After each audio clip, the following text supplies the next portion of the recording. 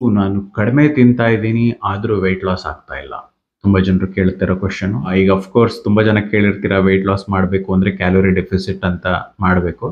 ಅದನ್ನ ಕನ್ನಡದಲ್ಲಿ ಕಡಿಮೆ ತಿನ್ನೋದು ಅಂತ ಹೇಳ್ಬೋದು. ಬಟ್ ಅದನ್ನ ವ್ಯಾಕರಣ ಸ್ವಲ್ಪ ಸರಿ ಮಾಡ್ಬೋದು ಅಂದ್ರೆ ತುಂಬಾ ಕಡಿಮೆ ತಿನ್ನೋದು, ಸ್ವಲ್ಪ ಕಡಿಮೆ ತಿನ್ನೋದು ಇದಕ್ಕೂ ವ್ಯತ್ಯಾಸ ಇದೆ. ನಾವೆಲ್ಲರಿಗೂ ಕ್ಯಾಲೋರಿ ಡೆಫಿಸಿಟ್ ಅಂತ ಹೇಳ್ಕೊಟ್ರೆ ಅದರಲ್ಲಿ ಸ್ವಲ್ಪ ಕಡಿಮೆ ಮಾಡೋ ಅಂಶ ಇರುತ್ತೆ, ಅಥವಾ ವ್ಯಾಯಾಮದಿಂದ ನಮ್ಮ ದೇಹದಲ್ಲಿರೋ ಕ್ಯಾಲರಿನ ಬರ್ನ್ ಮಾಡೋ ಒಂದು ಅಂಶ ಇರುತ್ತೆ, ಅದರಿಂದನೂ ಕ್ಯಾಲೋರಿ ಡೆಫಿಸಿಟ್ ಕ್ರಿಯೇಟ್ ಆಗುತ್ತೆ.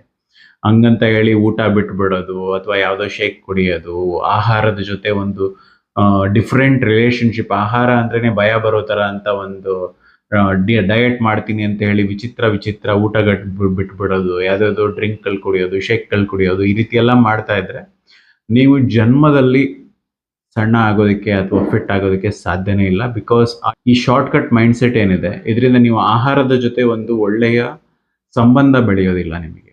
ಆಹಾರ ಅಂದ್ರೇನೆ ಭಯ ಬರೋ ಥರ ಒಂದು ಮೈಂಡ್ ಸೆಟ್ ಕ್ರಿಯೇಟ್ ಆಗ್ಬೋದು. ಕಡಿಮೆ ತಿನ್ನೋದಲ್ಲ, ಕ್ವಾಲಿಟಿ ಆಹಾರ ತಿನ್ನಬೇಕು, ಬ್ಯಾಲೆನ್ಸ್ಡ್ ಆಗಿ ತಿನ್ನಬೇಕು, ನಿಮ್ಮ ಗುರಿಗೆ ತಕ್ಕ ಹಾಗೆ ತಿನ್ನಬೇಕು. ಮಸಲ್ ಗೇನ್ ಆಗಬೇಕು ಅಂದರೆ ಕ್ಯಾಲೋರಿ ಸರ್ಪ್ಲಸ್ ಅಲ್ಲಿ ಇರಬೇಕು. ಎಲ್ಲದಕ್ಕೂ ಪ್ರೋಟೀನ್ ರಿಕ್ವೈರ್ಮೆಂಟ್, ಫ್ಯಾಟ್ ರಿಕ್ವೈರ್ಮೆಂಟ್, ಮ್ಯಾಕ್ರೋಸ್ ಅಂತ ಹೇಳ್ತಾರೆ ಅದಕ್ಕೆ. ಒಂದು ಬಿರಿಯಾನಿ ಅಥವಾ ಒಂದು ಟೀ ಅದು ಕರೆಕ್ಟಾಗಿ ಟೇಸ್ಟ್ ಬರಬೇಕು ಅಂದರೆ ಹೇಗೆ ಬೇರೆ ಬೇರೆ 3-4 ಅಂಶಗಳನ್ನ ಕರೆಕ್ಟಾಗಿ ಮಿಕ್ಸ್ ಮಾಡಿದ್ರೆ ಮಾತ್ರ ಕರೆಕ್ಟಾಗಿ ಬ್ಯಾಲೆನ್ಸ್ ಬರುತ್ತೆ. ಅದೇ ರೀತಿ ಆಹಾರದಲ್ಲೂ ಒಂದು ಬ್ಯಾಲೆನ್ಸಿಂಗ್ ಸಿಸ್ಟಮ್ ಇರುತ್ತೆ. ಓಕೆ, ಏನೋ ರ್ಯಾಂಡಮ್ ಆಗಿ ಮಾಡ್ಬಿಡೋದು, ಬರೀ ಸೊಪ್ಪು ತರಕಾರಿ ತಿನ್ನೋದು, ಬರೀ ಹಣ್ಣು ತಿನ್ನೋದು, ಈ ಥರ ರ್ಯಾಂಡಮ್ ಆಗೆಲ್ಲ ಮಾಡಿಕೊಂಡು ಆರೋಗ್ಯ ಹಾಳು ಮಾಡಿಕೊಂಡು ಬರೀ 2 ಹೊತ್ತು ತಿನ್ನೋರಿದ್ದಾರೆ, ಬರೀ 1 ಹೊತ್ತು ತಿನ್ನೋರಿದ್ದಾರೆ. ಇಂಥವ್ರಿಗೂ ಕೂಡ ಕೆಲವೊಬ್ಬರಿಗೆ ವೆಯ್ಟ್ ಲಾಸ್ ಆಗ್ತಿರಲ್ಲ. ಅದಕ್ಕೆ ಏನಂತ ಹೇಳ್ತಾರೆ ಅಂದರೆ ಮೆಟಬಾಲಿಕ್ ಅಡಾಪ್ಷನ್ ಅಂತ ಹೇಳ್ತಾರೆ. ಅಂದರೆ ನಾವು ಎಷ್ಟು ಕಡಿಮೆ ತಿಂದಿರ್ತೀವಿ ಅದಕ್ಕೇನೆ ನಮ್ಮ ಬಾಡಿ ಅಡಾಪ್ಟ್ ಆಗೋಗುತ್ತೆ, ಅಂದರೆ ಅಡ್ಜಸ್ಟ್ ಆಗೋಗುತ್ತೆ. ಅಂದರೆ ನಮ್ಮ ಮೆಟಬಾಲಿಸಮ್ನ ಅಷ್ಟಕ್ಕೆ ಅಡ್ಜಸ್ಟ್ ಮಾಡಿಬಿಡುತ್ತೆ. ನೀವು ನೋಡಿದ್ರೆ ಹೆಚ್ಚಾಗಿ ಶೇಕ್ ಕುಡ್ದು ಯಾರ್ಯಾರು ವೆಯ್ಟ್ ಲಾಸ್ ಮಾಡಿರ್ತಾರೋ ಅವರೆಲ್ಲರೂ ಡಬಲ್ ವೆಯ್ಟ್ ಗೇನ್ ಆಗ್ತಾರೆ. ಏನಕ್ಕೆ ಅಂದರೆ ಅವರ ತೀರಾ ಕಡಿಮೆ ಆಹಾರ ತಿಂದು ತಿಂದು ಅವರ ಮೆಟಬಾಲಿಸಮ್ ಅನ್ನೋದು ತೀರಾ ಲೋ ಲೆವೆಲಲ್ಲಿ ಅಡ್ಜಸ್ಟ್ ಆಗಿರುತ್ತೆ. ಅವ್ರು ನಾರ್ಮಲ್ ಆಗಿ ತಿನ್ನಕ್ಕೆ ಹೋದ್ರು ಕೂಡ ಅವರಿಗೆ ವೆಯ್ಟ್ ಗೇನ್ ಆಗೋಕೆ ಸ್ಟಾರ್ಟ್ ಆಗುತ್ತೆ. ಸೊ ಈ ಎಲ್ಲ ಕಾರಣಗಳಿಂದ ಕಡಿಮೆ ತಿನ್ನೋದಕ್ಕೂ ತೀರಾ ಕಡಿಮೆ ತಿನ್ನೋದಕ್ಕೂ ವ್ಯತ್ಯಾಸ ತಿಳ್ಕೊಳ್ಳಿ.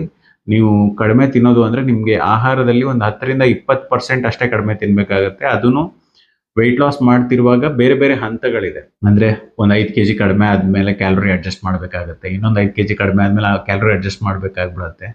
ಮೊದಲೇ ಏನು ತಿನ್ಕೊಂಡಿದ್ರಿ ಅದನ್ನೇ ಕೊನೆ ತನಕನೂ ನಿಮ್ಮ ವೆಯ್ಟ್ ಲಾಸ್ ಜರ್ನಿನಲ್ಲಿ 20-30 kg ಕಡಿಮೆ ಮಾಡಬೇಕು ಅಂದರೆ ಒಂದೇ ಥರ ಕ್ವಾಂಟಿಟೀಸು ಸ್ಟಾರ್ಟಿಂಗಿಂದ ಕೊನೆ ತನಕ ತಿಂತೀರಾ ಅಂದರೆ ಏನೂ ಆಗೋದಿಲ್ಲ. ಕೋಚಿಂಗ್ ಅನ್ನೋದು ಒಂದು ಸ್ಕಿಲ್ಗೆ, ಅದ್ರ ಬಗ್ಗೆ ತಿಳ್ಕೋಬೇಕು ಅಂದರೆ ನನ್ನ ಯೂಟ್ಯೂಬ್ ಚಾನಲ್ ಇರೋ ಎಲ್ಲ ವಿಡಿಯೋ ನೋಡಿ ಸ್ವಲ್ಪ ಎಜುಕೇಟ್ ಮಾಡ್ಕೋಬೇಕು. ಶಾರ್ಟಲ್ಲಿ ಎಲ್ಲ ಹೇಳೋದು ಕಷ್ಟ. ಡೀಟೇಲ್ಡ್ ಎಕ್ಸ್ಪ್ಲನೇಷನ್ ಬೇಕು ಅಂದರೆ ಈ ವಿಡಿಯೋ ನೋಡಿ, ನನ್ನ ಯೂಟ್ಯೂಬ್ ಚಾನಲ್ನಲ್ಲಿದೆ. ಎಲ್ಲ ರೀತಿಯ ಡೀಟೇಲ್ಡ್ ಎಕ್ಸ್ಪ್ಲನೇಷನ್ ಸಿಗುತ್ತೆ. ತಿಳ್ಕೊಂಡು ಮಾಡಿ, ಯಾವುದ್ಯಾವುದೋ ಶಾರ್ಟ್ ಕಟ್ ಮಾಡಿ ಆರೋಗ್ಯ ಹಾಳು ಮಾಡ್ಕೋಬೇಡಿ.